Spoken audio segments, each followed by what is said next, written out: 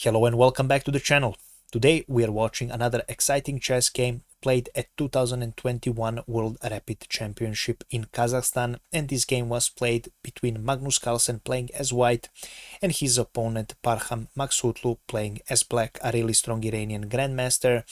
And this game is truly exciting because it was played in Sicilian defense Richter-Rauser variation, and Magnus Carlsen started an amazing attack against Maghsoodloo's king, and in the end Magnus Carlsen was faster. Truly exciting game and a beautiful bishop sacrifice, so stay tuned, you will love this game. Magnus Carlsen opened the game with e4, and we have c5 on the board, knight f3, d6 played for black, we have d4 for Magnus, c takes on d4, knight takes on d4, and knight f6 played for black. We have knight to c3, a positions played many times, knight to c6, all standard in the open Sicilian, and after bishop g5 we are in a Richter-Rauser variation, which means that white and black will attack each other. White will castle on the queen side, black will castle on the king side, and then they will attack each other, and who is faster, he wins. So that's basically the idea of this opening. We have e6 on the board for Maghsoodloo, queen to d2 for Magnus, and now we have a6 for black. Black's main idea is to stop this knight from jumping on b5, and of course later pushing this pawn on b5 for himself. We have long castle for Magnus, and black now continues with bishop d7, developing move. f3 now played for Magnus. Magnus wants to protect this pawn, and Magnus is ready to push g4 and h4 and start and launch the attack on the black's king. Black decided to trade, and after queen takes on d4 we have bishop to e7 with the idea to castle, of course, in this position. After king to b1, black, instead of castling, plays b5, a small intermediate move, so black also wants to attack himself and wants to pressure this knight with moves like b4. We have h4, Magnus is launching an attack. Rook to b8 played for black, and Magnus continues with g4 as the usual idea in this opening. Black now replies with counter attack of his as well. A b4, attacking this knight, now it has to retreat, and after that a5 is played for Maghsoodloo, fortifying this pawn structure here. Magnus now continues with knight to g3. Of course you want to free up this white squared bishop.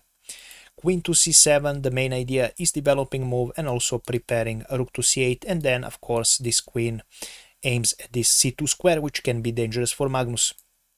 Magnus retreats his bishop to e3 because now you're allowing your pawns to start advancing, that's the main idea. Rook to c8 is played for black with a direct threat of queen taking on c2. Now Magnus defends with rook h2, and right now black has a tricky move here, and that move is d5, striking in the center and also attacking this knight with a discovered attack. Now in this position e5 is the best, and Magnus of course finds it, but after d5 white also had this sort of move. After e takes on d5, of course this means that this knight will fall, and the best continuation for Magnus is bishop to f4, although black is now winning and black is doing better. But white has another trick here after queen takes on g3 with t takes on e6, and now if black is careless and he plays queen takes on h2, this loses to e takes on d7, check.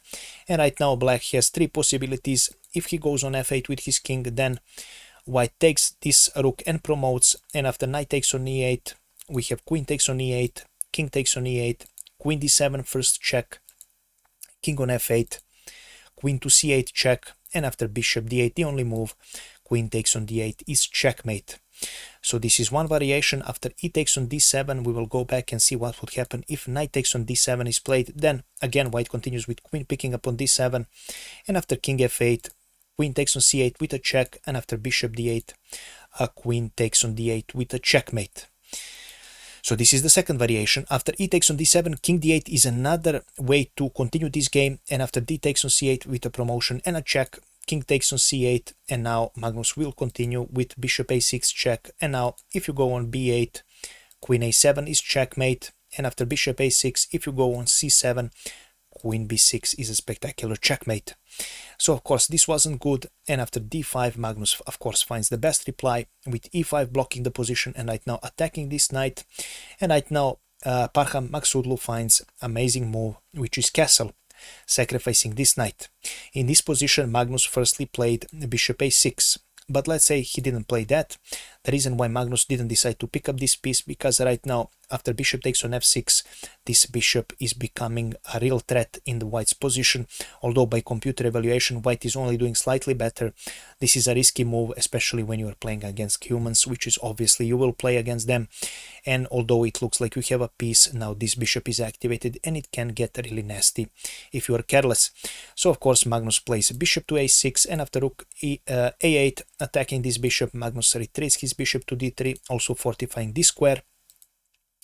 We have rook f to c8 right now for Maghsoodloo, and Magnus continues his attack with queen to f4, right now shuffling his queen. And now this picking up this knight is a threat, because this queen is no longer hanging, and if the queen trade happens, white will simply have a piece up. So this is not a good trade for black in this position. Of course black now plays knight to e8 just because of that, and Magnus continues with g5, continuing his attack.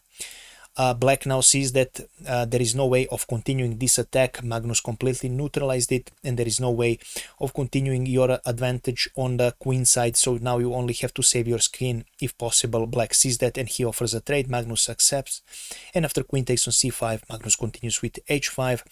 Right now Parham Maghsoodloo continues with bishop to b5, again offering another trade here.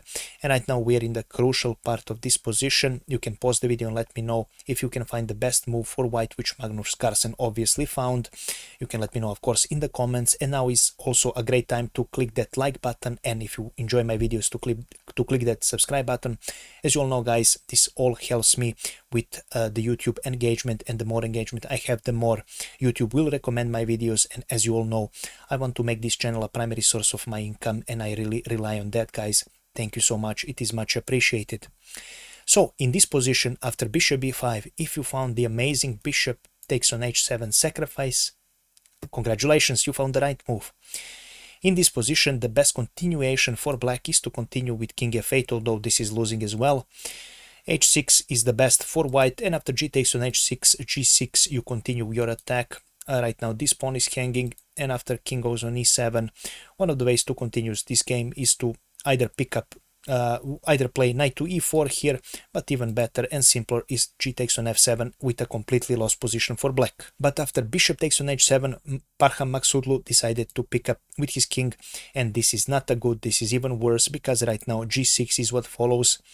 And after f takes on g6, Magnus continues with queen to f7, and right now h takes on g6 is a direct checkmate threat, so you have to be careful. That is the reason why g5 is played for Parham Maghsoodloo with the last attempt to save this game.